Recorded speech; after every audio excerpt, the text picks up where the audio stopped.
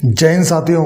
आज 2 तारीख होगी यानी कि 2 मई, जो पेंशन रक्षा कर्मचारियों की या रिटायर्ड फौजियों की पहले बैंक प्रणाली के द्वारा आ जाती थी 25, 26, 27 तक पेंशन आ जाती थी। बोला गया था कि इस पर से आएगा और भी जल्दी अपडेट होगा या आपको जो मिलने वाले एरियर्स हैं बैंक के अपेक्षा आप लोगों को और भी जल्दी मिल जाएंगे। यह सारी चीज़ें और आसान हो जाएंगी।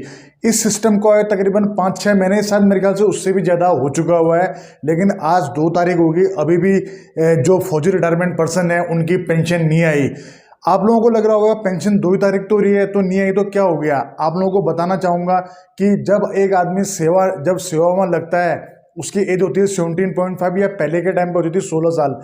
जब वो रिटायरमेंट होता है तो बच्चे उसके बड़े हो जाते हैं, पढ़ने वाली क्लास में, हायर एजुकेशन में जाके उसको सबसे ज़्यादा उसको होती है रुपए की नीड, चाहे उसके बच्चों की एजुकेशन, चाहे उसका होम का लोन या अदर और भी बहुत चीज़ों के लिए।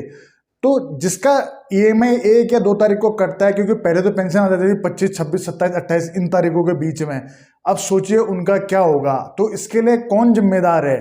2 साल से सेना की भर्ती नहीं आई, उसके लिए कौन जिम्मेदार है? टेरिटोरियल आर्मी की भर्ती 3.5 साल से नहीं आई, उसके लिए कौन जिम्मेदार है? मैं आप लोगों से पूछना चाहता हूं कि आज की डेट में अगर हम इस सरकार की बात करें तो सबसे जो ढीला ढाला जो मंत्रालय है वो कौन सा है? प्लीज कमेंट्स में जरूर बताएं। और दूसरा मैं आप लोगों से बोलना चाहता हूं कि हमारे रक्षा मंत्री श्री राजनाथ सिंह जी, मैं उनकी तुलना कभी कभी कांग्रेस के जो हमारे पूर्व पीएम रहे थे, भूतपूर्व पीएम रहे थे, प्रधानमंत्री मनमोहन सिंह जी, उनका भी और इनका भी मैं व्यक्तिगत बहुत सम्मान करता हूं। राजनाथ सिंह जी का सम्मान इसलिए करता हूं क्योंकि वो एक सीधे साधे व्यक्ति हैं। लेकिन जो हमारे प्रधानमंत्री थे मनमोहन सिंह, उनका सम्मान इसलिए करता हूं कि भले ही उनको रिमोट कंट्रोल बोला जाता होगा, लेकिन कहीं ना कहीं दिमाग, काम करने की प्रणाली या अपने देश की जो अर्थव्यवस्था है उसको समझने की प्रणाली या उसकी अच्छाई के लिए काम करने की प्रणाली वाकई में उनसे बेहतर बिल्कुल भी नहीं थी, ये मैं अभी भी मानता हूं। लेकिन अब बात की जाए कि वर्तमान में तो 2 साल से भर्तियां नहीं है, उसका जिम्मेदार कौन है? लोग यहाँ आंदोलन करके थक गए हैं, वीडियो बना बना के थक गए हैं।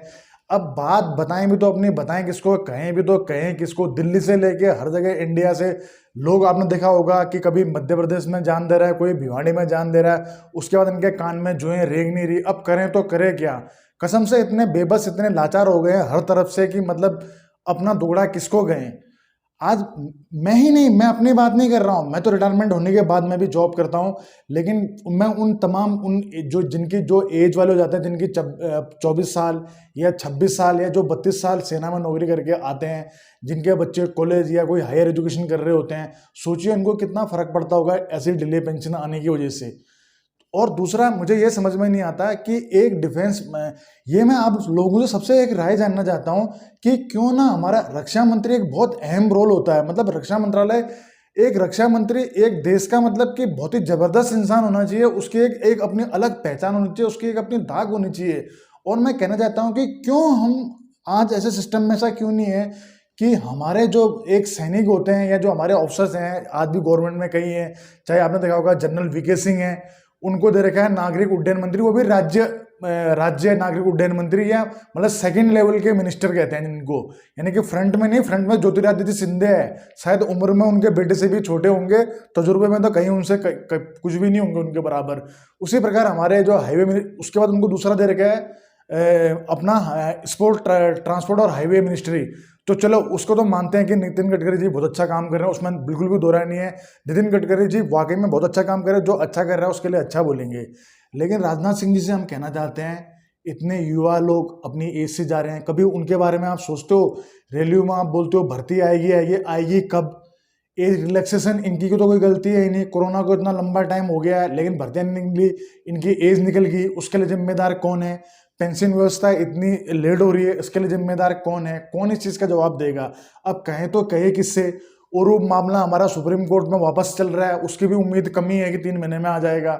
एमएस पे कोर्ट में चल रहा है, उसकी भी उम्मीद, अब क्या कहें, डेट इतनी लंबी डेट मिल रही है जिसके ऊपर मैं कुछ कह भी नहीं सकते हैं। कहें तो कहें किससे, मुझे तो ये समझ में नहीं आ रहा है। अपनी बात हम इसी यूट्यूब वीडियो के माध्यम से कहते हैं। आप लोग अपनी राय बताइए कि क्या एक नेता के बदले क्या एक सेना के अधिकारी को रक्षा मंत्री होना चाहिए या नहीं होना चाहिए?